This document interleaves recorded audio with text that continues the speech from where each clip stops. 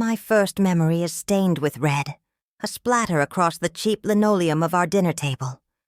I was 8 years old, and I watched, frozen, as my mother's life drained away. That night, the truth crystallized.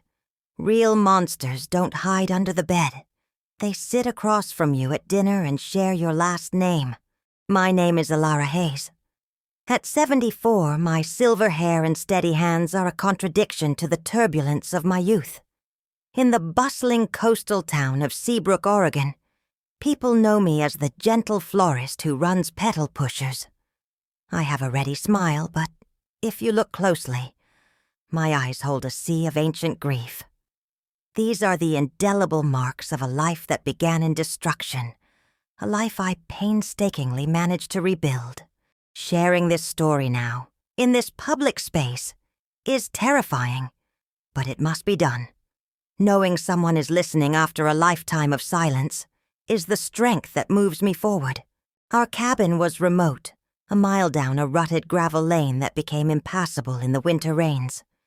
We had a big yard, patchy and wild, with a couple of twisted pear trees, a few ducks, and an old hound named Grizz, who barked at the wind.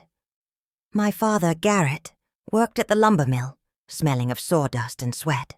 My mother, Lillian, was the center of our world, managing the house. Us children. My younger sister, Clara, was 2 years my junior. The small vegetable patch, and taking in mending to make ends meet. The change began when I was about 7. Dad started suffering from migraines, a relentless, internal pounding. He became volatile. Any small noise was a fuse for an explosion of rage. My mother urged him to see a doctor, but he dismissed it as exhaustion, insisting it would pass. It didn't. Soon came what Mama called the spells. Without warning, he would start shaking, his eyes rolling back. Sometimes he became violent, smashing furniture or striking walls until his knuckles bled. A neighbor suggested epilepsy. After an incident where he nearly burned the house down, convinced there were spiders everywhere, Mother finally convinced him to visit the community clinic. He was given medication, but it was expensive and he rarely took it, claiming it made him too slow for work. I remember Mama trying to slip the pills into his coffee. He would inevitably discover it and explode. "Trying to poison me, woman," he'd scream, flipping the table. Clara and I would flee to our hiding spot under the bed, clutching each other, trembling. The episodes escalated. He began to hallucinate, arguing with voices and people who weren't there. Some days he didn't recognize us, calling us invaders or the devil's children. Mama shielded us as best she could, sending us to our nearest neighbor, Mrs. Davies, or hiding us in the supply shed. "Stay quiet," she'd whisper, "no matter what you hear." The things we heard were horrifying. Screams, crashes, Mama's muffled sobs, and Dad's baseless accusations of her infidelity or attempts on his life. Once, after a particularly violent spell, I found Mama with a split lip and a bruised eye, trying to hide it with a weak, forced smile. She lied, saying she had fallen, and I pretended to believe her. The situation grew untenable. Dad lost his job after threatening a co-worker. He started drinking heavily, often mixing alcohol with the medicine he was supposed to take, making his condition catastrophically worse. We depended solely on Mama's meager earnings and our garden. "Why don't we leave?" I asked one evening, helping her clean up the wreckage of a drunken episode. Her eyes, tired and sunken, seemed older than her 29 years. "Where would we go, sweetie? We have nothing. And your father. He isn't all bad. It's the sickness," she insisted, clinging to the man she loved. But the few good days became almost non-existent. The paranoid rage became constant. It was a Tuesday night. A torrential summer storm pounded the roof, amplifying the voices in my father's head. Clara and I were in bed, feigning sleep. I heard Mama's terrified shriek, followed by a chair crashing. Then, Mama's desperate pleas. "Garrett, for God's sake, stop! Put that down!" A sound followed that I will never forget. A dull, heavy thud, like a stone cracking a coconut, followed by a sickening wet sound. Then, the silence. A silence more terrifying than any scream. I crept out of bed, leaving a whimpering Clara behind with a promise to return. The kitchen door was ajar, a sliver of yellow light cutting through the darkness. The image that greeted me as a photograph burned into my mind. Mama lay on the floor, a growing dark pool surrounding her head. My father stood over her, the heavy rolling pin she used for baking stained dark crimson in his hand. His eyes were distant, in a dreadful trance. "The voices," he said, his voice terrifyingly calm. "They finally stopped." I ran back, dragged Clara from the bed, and hid us in the dusty storage closet, where we huddled and shook until the light of dawn. The sun rose on a quiet, heavy Thursday. Dad called our names, his voice eerily normal. I imagined waking up to the smell of Mama's cornbread. But the reality was worse. When he found us, his eyes were not angry or trance-like, but a frightening, empty void. "Come, we need to fix things," he said with chilling composure. He had wrapped Mama's body in a patterned quilt. The stench of blood and cleaning solvents was nauseating. "She slipped," he told us, referring to himself in the third person. "It was an accident. We tell no one. Understand?" Clara was sobbing. I nodded frantically, clutching my sister. "Yes, Daddy. We understand." That morning he buried her in the muddy yard behind the duck pen. No coffin, no prayers, just the earth and a blood-soaked quilt. In the days that followed, he lied to the neighbors, saying Mama was visiting a sick relative. Life became a strange, terrifying imitation of normal. He was sober and rarely violent now, as if living in a parallel reality where nothing had happened. But the nights were agonizing, knowing she was just outside, alone in the dark earth. Then, about 2 weeks later, the bedroom door opened slowly. I feigned sleep, as I always did. He sat on the edge of the bed. "So much like her," he whispered, his hand brushing my hair. I prayed for him to leave, but his hand kept moving, downward, to places no father should ever touch his daughter. That night, a part of me shattered forever. The monster was my own flesh and blood. The nights became a recurring violation. I tried to fight, but he was stronger. During the day, he acted the part of the grieving, concerned father. I managed to send Clara to Mrs. Davies's house whenever I could, so at least she would be safe. I tried once to tell Mrs. Davies. "My daddy does bad things at night," I whispered. She looked at me with a blend of pity and disbelief. "Child, your daddy is sick. He doesn't mean to. You must be confused," she dismissed, and I never tried again. Who would believe an 8-year-old girl against an adult's word? The unbearable strain pushed me to a desperate plan. One night, smelling the stench of cheap liquor on his breath, I got up and walked to the kitchen. I found the bottle of rodent poison. The skull and crossbones on the label seemed to mock me. I was a child no longer. My childhood died the night my mother's blood stained the floor. My plan was simple. Slip the poison into his morning coffee, run to town, and say he succumbed to one of his spells. But as I stood there, trembling, I felt a presence. Perhaps my mother's spirit or simply my own buried conscience. "That's not the way to solve this, baby girl," a voice seemed to say. I put the poison back. The attempt wasn't in vain. It awakened the will to fight and find another way. I needed to be patient and smart. The next morning, clarity arrived. Looking out at the spot where Mama was buried, I realized my weapon wouldn't be poison. It would be the truth. The county constable, Mr. Thompson, was due for his bi-monthly check-in on rural families in 2 days. I spent those 2 days meticulously preparing, pretending to be the dutiful, smiling daughter. I endured the nights, swallowing the disgust, focused only on the pending liberation. When Constable Thompson arrived on his old mare, I was waiting. I'd sent Clara away. "He's sleeping, sir," I said. "He had a bad spell. But I need to tell you a secret. It's about my mama. She didn't visit anyone." The constable's face hardened, and he dismounted. I led him to the backyard, to the small, barely discernible mound of earth. I pointed.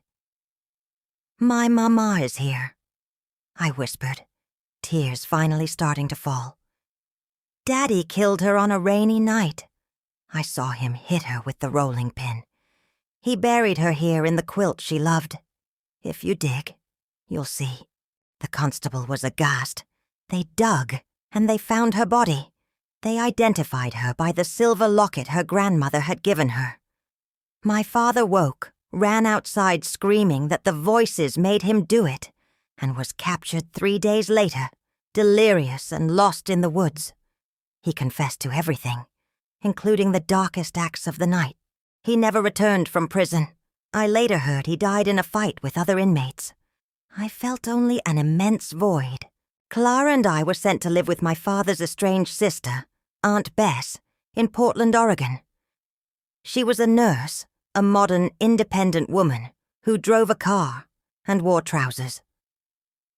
"Blood is blood," she said, welcoming us with open arms. She was exactly the anchor we needed. The nightmares were constant. Aunt Bess never lost patience. She'd sit with me in the dark, her wisdom a steady balm. "What happened doesn't define you, Ilara. One day this pain will just be a scar, not an open wound," she promised. She enrolled me in a good school and found me a therapist, a foreign concept in our old life. She pushed me to build new memories through activities like painting and drama. "You need to learn to live again, child, not just survive." Slowly, I started smiling again. Clara flourished, trading her sobs for scraped knees and baseball stories. At 16, I decided to become a special education teacher. I remembered my own teacher who was concerned but didn't know how to reach me. I wanted to be that difference for a silent child. I married David in 1972. He was the father of a student, a kind widower with a 6-year-old son, Noah. My past made intimacy difficult. When I finally told him everything, he wept and held my hands. "None of that matters. You are the strongest, kindest woman I know," he said. "We had a daughter, Sophia, 3 years later, and holding her, I promised her absolute safety. The truth I wielded as a child's weapon wasn't the end of the story. It was the arduous beginning of healing and a full, loving life. Passed from a sudden illness, we raised our children with the love and respect I learned from my mother and Aunt Bess. Noah became a city planner and gave me 4 grandchildren.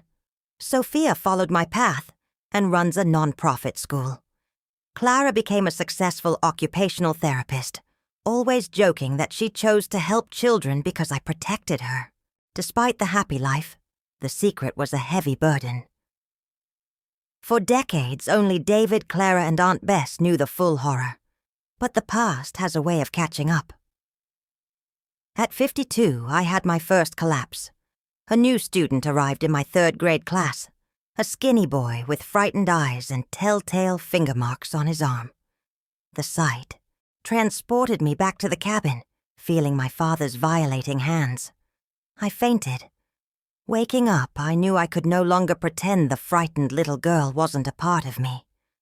I started therapy, a middle-aged woman facing decades of repressed pain. "Trauma doesn't disappear with time, Mrs. Hayes," my psychologist, Dr. Lena, explained. "It's stored, but we can learn to live with it differently." I cried years of unshed tears and faced my deep, complex anger. Gradually, I found forgiveness. For my mother who did her best. For myself. And slowly, painstakingly, for the sick man who was my father. At 62, I told my children. Noah sat in stunned silence, and Sophia wept. They held me, not as children, but as adults shielding someone they loved. When I said I was ashamed, they were genuinely surprised. Ashamed of what, Mom? You were a victim, a survivor. Noah insisted. That word, survivor, was a revelation. I began speaking openly, in support groups, at schools, volunteering at a children's shelter. With every story shared, the weight lessened. The painful memories became the story of the woman who survived and decided to help others survive too. At 72, I was asked to be in a documentary. My first instinct was to refuse, but I considered the children who could be saved if the signs were recognized. The interview was grueling, but when it was over, I felt an almost euphoric relief. The documentary brought letters from people who finally found the courage to speak after hearing my testimony. Silence only protects those who hurt you, I realized. Today, sitting on my porch in Seabrook, I know my story is about the urgent importance of breaking the silence that imprisons victims. To any child listening, it is not your fault. You deserve to be safe. To any adult survivor, it's never too late to heal. Your story can be the light for someone else. Getting older means confronting the past with renewed clarity. When my grandchildren ask how I overcame it, I tell them the truth. You don't overcome trauma of this magnitude. You learn to live with it. The scar remains, a part of the structure of who you are. At 67, I returned to Willow Creek. The town was unrecognizable. The cabin was gone, replaced by a cheerful bakery. I sat on the spot where my mother was buried, sipping coffee, feeling the immense weight of the past. Later, I visited the local cemetery. After the documentary aired, the town council finally moved my mother's remains to a proper grave. I brought purple pansies, her favorite, and told her all about the life I'd built. It was a final farewell. At 70, I lost Clara, my sister and only accomplice, to Alzheimer's. In her final days, she didn't recognize me, often crying, "Mama, I'm scared. Daddy's shouting again." Her loss was devastating, like losing the last witness to my long nightmare. After Clara's passing, I started writing my memoirs. Not for publication, but so my descendants could understand where the strength they see in me came from. Writing was therapeutic, sealing the past. In a recent training session for teachers, I told my story once more. A young woman asked a profound question. How did you manage not to become a bitter person? I thought for a moment, then answered, it was a daily choice. Every morning I had to decide, will I let what happened define who I am? Or will I use it as strength to build something different? If I chose hatred, my father would have continued to destroy me even after his death, and I couldn't allow that. I look back at a long winding road, parts of it pitch black, others illuminated by a profound, hard-won joy. If I could speak to that frightened 8-year-old girl, I would tell her, hold on, little one. The road is long, but you will make it. You will be an old woman, surrounded by love, and you will tell your story to help others survive their own storms. In some mysterious way, nothing will have been in vain.